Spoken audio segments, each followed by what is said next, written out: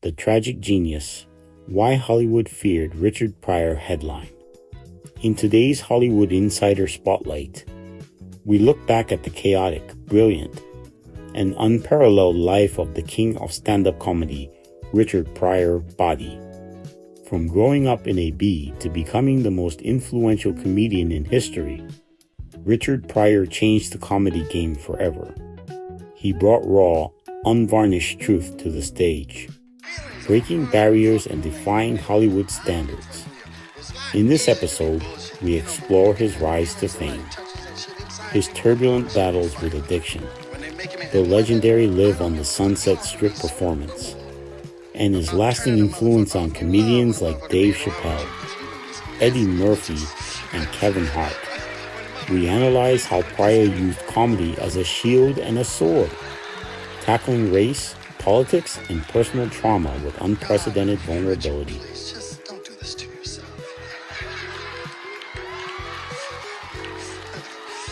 I mean, why don't you go home and bathe or something like that? Just don't bother me. Just a minute, John. Call to action. What is your favorite Richard Pryor moment? Let us know in the comments below. Don't forget to like, subscribe, and hit the notification bell for more Hollywood Insider Spotlights. Richard Pryor, the story of a trailblazer. Born in Peoria, Illinois in 1940, Richard Pryor grew up in a challenging environment that he later used as inspiration for his unique brand of storytelling. He discovered his talent for making people laugh at a young age, using humor as a way to connect with others and overcome obstacles. After serving in the military, he moved to New York City in 1963, initially modeling his act after performers like Bill Cosby before finding his own authentic voice. Pryor became a pioneer in the 1970s, breaking racial and social barriers to become one of the most successful entertainers in the world. He is perhaps best known for his legendary comedic partnership with Gene Wilder in family favorite films like Silver Streak 1976 and Stir Crazy Joe Baudian, as well as his lead role in the PG-rated comedy The Toy 1982. Beyond his own acting, he was a gifted writer, co-authoring the classic Blazing Saddles and winning an Emmy for his work in television. Even when facing significant health challenges, including a diagnosis of multiple sclerosis in 1986, Pryor remained a symbol of strength and courage. He was honored as the first recipient of the Mark Twain Prize for American Humor in 1998, cementing his status as a cultural icon who changed comedy forever by teaching future generations that the most powerful tool an artist has is the truth. Notable PG, family-friendly credits: The Toy, Eats and Joe by Basha Art, a PG-rated comedy where Pryor plays an underemployed journalist hired as a playmate for a wealthy child. Pryor's Place 1984, a short-lived but memorable children's television series that featured puppets and educational themes. Superman 3, Ijo Basan, an action comedy where Pryor stars as a computer genius alongside Christopher Reeve. Brewster's Millions 1985, a comedic tale about a man who must spend. Now listen to me. All the people you ever heard of freebasing, have you ever heard of anybody blowing up? Why me? 10 million motherfuckers freebase. I gotta blow up. If a dude burnt himself in my neighborhood, they probably wouldn't talk to him. But he is fucking crazy. Here's no sugar. When that fire hit my ass, my dick went to work. Emergency! Just come do something! Keep the fire off the balls! Cocaine was fashionable. You know, it was a statement that I got money. You know, we got bling bling, they had sniff sniff. Stir Crazy, I can't watch. He was dressed up as a clown, and he was based out of his fucking head. And there was nothing more horrible to see than this clown in this heat based out of his skull.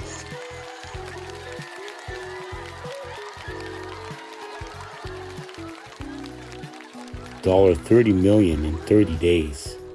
To inherit a larger fortune, Richard Pryor famously had complex relationships with his contemporaries. And while he collaborated with many, there are notable instances where he either refused or was unable to work. With other major comedians, Eddie Murphy, while they eventually starred together in the 1989 film Harlem Nights, Pryor initially had deep reservations about Murphy. Murphy later revealed that Pryor was distant on set and reportedly hated him during that period, largely because Pryor felt Murphy's cleaner. More mainstream success was overshadowing his own legacy. Pryor had previously turned down roles in Murphy-led hits like 48 Hours and Trading Places. Bill Cosby, early in his career, Pryor was told by club owners that he would never be Cosby. While they both appeared in the ensemble cast of Uptown Saturday Night 1974, Pryor largely avoided the more polished, respectable style of comedy that Cosby championed, preferring to stay true to his own raw, unfiltered voice. Mel Brooks, although they were friends and co-writers on Blazing Saddles 1974, Pryor did not star in the film as originally intended. While Brooks claimed the studio refused to insure Pryor due to his drug use, other accounts suggest Brooks may have chased him out to avoid sharing the spotlight with the rising star. Pryor also reportedly missed out on several buddy projects with his most frequent collaborator, Gene Wilder, due to personal health battles and erratic behavior, which led to him being replaced by other actors or actresses in films like Hanky Panky. The Richard Pryor Show was canceled after only 4 episodes in 1977 because its raw, unfiltered content, which tackled sexuality, racial tensions, and black life, was deemed controversial for network television by NBC and its affiliates, leading to constant clashes with censors and network executives who wanted to sanitize his truth, resulting in Pryor quitting due to creative interference. This video provides a deeper look into the network's struggle with Pryor's content. Key reasons for cancellation: content was too real. Pryor's sketches were groundbreaking, featuring explicit language. Drug use, though toned down.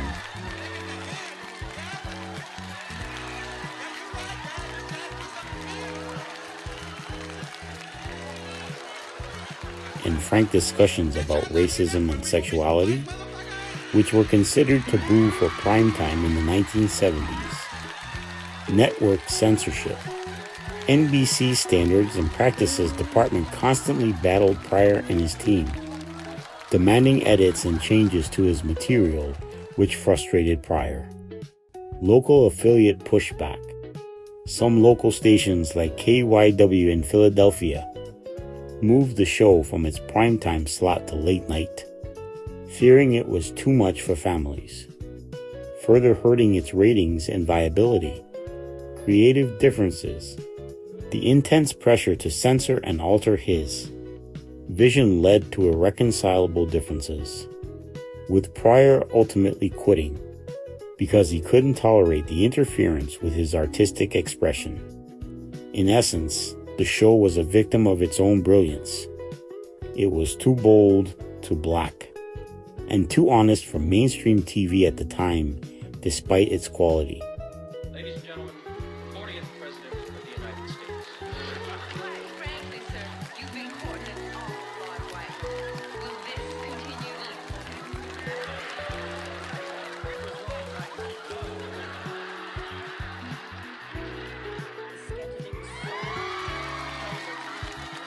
Good evening, ladies and gentlemen. My name is Richard Pryor. Due to technical difficulties, we cannot continue to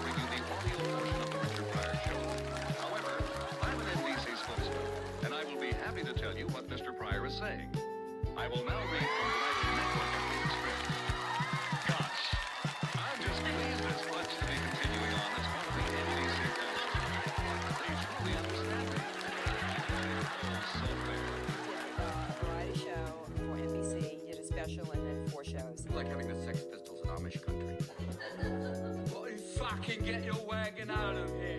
I don't even think NBC was aware of how far he was going. Why did Gene Wilder and Richard Pryor not get along? Gene Wilder and Richard Pryor stopped making movies together, primarily because of career changes, personal issues, and diminishing box office returns. After their late 1970s collaborations, their early partnership produced commercial hits and creative chemistry. Afterwards, several factors combined to end it. What disease did Richard Pryor have before he died? After a long journey with the degenerative disease multiple sclerosis, Pryor died after a heart attack on December 10th, 2005. He had been seriously ill for quite some time. Rise to comedy legend. Rebirth in the 70s. After his 1967 exit, he returned to comedy with a raw, profanity-laced style that drew from his life and the black experience, winning Grammys for albums like That Ain't Crazy 1974 and Is It Something I Said? Itan Jobai Tsishawu. Film career. He became a massive box office draw in the 1970s and 80s, starring in Silver Streak 1976, Blue Collar Ijo Tsiba, and Stir Crazy 1980, which made him the first black actor to earn $1 million for a single film. Iconic specials: his 1979 film Live in Concert and 1982's Live on the Sunset Strip are considered masterpieces, with the latter famously addressing his near-fatal 1980 freebasing accident, turbulent personal life and health, the Ijo Badim fire, on June 9, 1980. While in an induced freebasing haze, Pryor doused himself in 151 proof rum and set himself on. He later revealed this was a S attempt. Marriages. He was married 7 times to 5 different women, including to stints with both Jennifer Lee and Flynn Billane. Health battles. He was diagnosed with multiple sclerosis MS. In 1986, despite his health, he continued to perform, often in a wheelchair. In the 1990s, legacy. Pryor died of a heart attack on December 10, 2005. At age 65, he is widely regarded as the greatest stand-up comedian of all time, influencing generations of comedians from Eddie Murphy to Dave Chappelle. He was the first recipient of the Kennedy Center Mark Twain Prize for American Humor in 1998, who were Richard Pryor's lovers, his chaotic first marriages. He had 2 children during that time: Renee, daughter of his girlfriend Susan when Pryor was 17, and a son, Richard, with Price. He also had affairs with various film stars, like Pam Grier and Margot Kidder, and one with a drag queen he said looked like Josephine Baker. What did Richard Pryor do to Pam Grier? In her memoir, Grier described how her relationship with Pryor caused to her system. Grier confronted Pryor about protecting her health, but he refused to use. Pryor married Deborah McGuire while dating Grier in 1977, who got all of Richard Pryor's money. Richard Pryor's estate, valued at around $40 million, primarily went to his widow, Jennifer Lee Pryor, who controlled his intellectual property via a trust, sparking a prolonged legal battle with some of his children from previous relationships. Key details: Jennifer Lee Pryor, widow, named primary beneficiary and controller of his intellectual property through a trust he amended. leading too much of his wealth and rights being under her control. Children's lawsuit. Pryor's children from prior marriages challenged the trust and estate distribution, leading to lengthy court battles that ultimately upheld the trust's provisions, favoring Jennifer. Estate value at the time of his death in 2005. His estate was estimated to be worth approximately $40 million, with much of that tied to his comedic legacy. Did Gene Wilder and Richard Pryor like each other? Pryor and Wilder weren't particularly close in real life, which makes their unforced charm together on screen even more remarkable. Sometimes a spark just happens. Is Richard Pryor's wife a Jehovah's Witness? On April 1st, 1990, Pryor, whose previous brides varied between white, Jewish, and black, remarried his fifth wife, Flynn, a Jehovah's Witness, who is Jennifer Lee to Richard Pryor. Richard Pryor's widow says he had male dalliances. Jennifer Lee Pryor was the seventh and final wife of legendary comedian Richard Pryor, marrying him twice and becoming the guardian of his estate and intellectual property after his death, controlling his legacy, royalties, and image rights. She was a significant figure in his life, experiencing his highest highs and lowest lows, and manages his extensive body of work, ensuring his legacy continues. Relationship. She was married to Richard Pryor from 2001 until his passing in 2005, though they had a deep history before that, with her being instrumental in his later career and life. Role as his widow, she became the primary beneficiary and controller of his $40 million estate, including royalties and his name, image rights. Legacy. Jennifer Lee Pryor is now the steward of his comedy empire, overseeing projects like career-spanning box sets. In the beginning, when men arrived on Earth, the black gods did leave their spacecraft, and they walked, and they named the beast of the sea and the animals of the land, and man in his blackness did walk the earth, making medicine. They discovered type. These were all black people got down. Wait a minute. That's it. Ain't nothing in here about white. This is wait till the brothers hear this. I'm gonna get this book out of here, baby. This is check this out. Self-control yourself. What you say? You mean Jack? Look at this here. Black people discovered the music and the brain surgery back in the year 3 BC.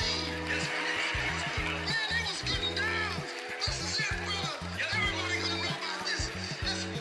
We can change the history. Civilization will change. Yeah.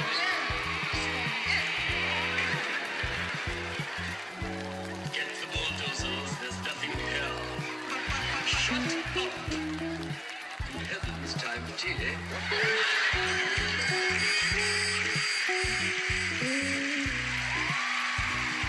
How rich was Richard Pryor when he died?